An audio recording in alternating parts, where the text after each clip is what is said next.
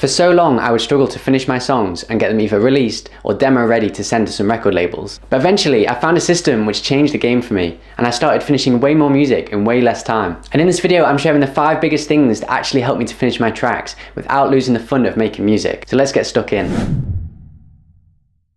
So this is probably the single biggest mindset shift that I made. I never commit to the first idea I make anymore. Instead, I follow what I like to call the 3-loop rule. Every time I start a project, I make 3 different loops. And I'm not trying to be perfect at this stage, I'm just exploring new ideas and seeing if anything hits. Once I've got 3, I'll listen back to them and see which one has the most potential. And the reason this works is because it stops you from wasting time trying to build out an idea that was never strong in the first place. I used to fall into this trap all the time, putting so much energy into the first thing I made just because I'd made it. I honestly spent hours on tracks just not wanting to give up until I finally accepted that it wasn't quite right. And this would go on for weeks sometimes, but now I make multiple ideas and then I only move forward with the songs that I know are worth it. Plus, it means I've usually got extra loops ready to go back to if I feel like they're worth pursuing.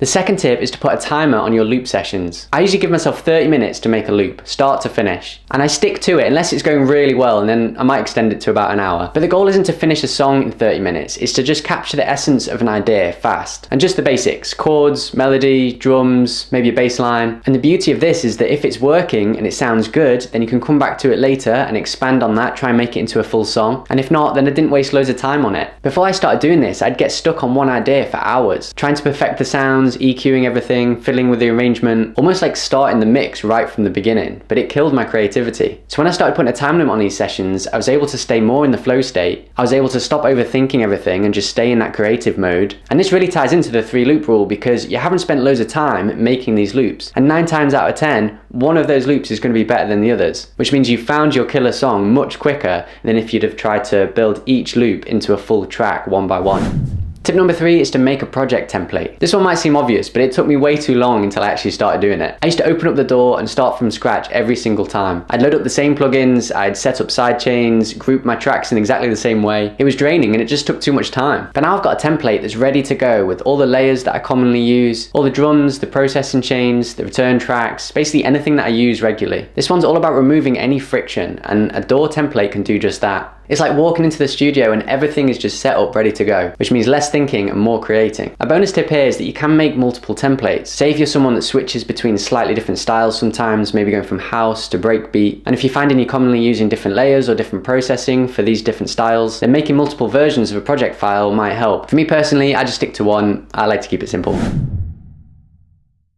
So now that you've got a template set up ready to go, you can also organize all your go-to sounds. This is all your favorite kicks, claps, pads, samples, synth presets. Put them into folders so that you can grab them fast. This changed everything for me because I used to spend ages just scrolling through claps, scrolling through presets, but now I've just saved the ones that I know that I like, and I've kept them categorized so that I can find them quickly and easily. And this tip really helps to not slow you down when you're in the flow state. But this one's not just about speed, it's also about how to stay consistent within your sound. Your songs will start sounding like they belong to the same world because they're built from using the same trusted palette. Just think of it like a painter organizing their brushes and their colors. It's workflow, but it's also identity. And this doesn't mean you can't delve out of that palette and start experimenting with different sounds. That's more of a topic on your sound just evolving naturally over time.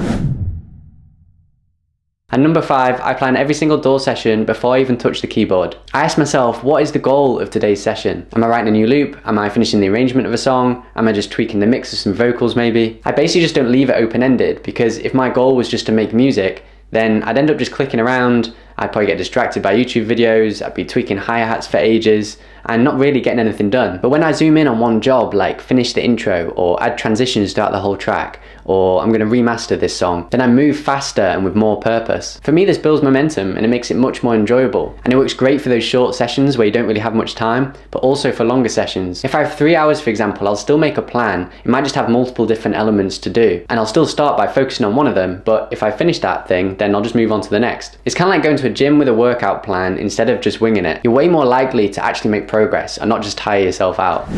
So I'm going to add on a bonus tip here, which I actually think is one of the hardest things to do out of all of these, and it's to know when your song is finished. You can tweak a song forever, but at some point you're going to have to call it a day. For me, there's 3 signs that I look for that kind of tell me my song is coming to an end. The first one is if the creative process feels like it's coming to a natural end. So if you feel like you've done creatively with this track, then try not to fight that. You're not stuck anymore, you're not creating new ideas, you're just in the polishing off stage. And that's the time to switch from ideas mode to finishing mode. Bounce those stems, mix and master it, and either send it off to a label or get it released. The second is that you've listened to the song loads of times on multiple different speakers and it's not really showing up any major issues. You played it in your headphones, laptop speakers, monitors, in the car, and if you're not really making any major changes anymore, then that's a pretty good sign that it's ready. And finally, if I've already spent a long time on a track already, then it's likely to be coming to an end. So if you've spent hours and hours tweaking loads of little bits, but you don't really know if it's making the song sound any better, then yeah, it's probably time to let it go. But remember, done is better than perfect, and finishing a song is a skill. So trust your gut, learn from each release, and remember that the next song is always going to be there waiting. So to recap, always make 3 loops, set yourself some time limits,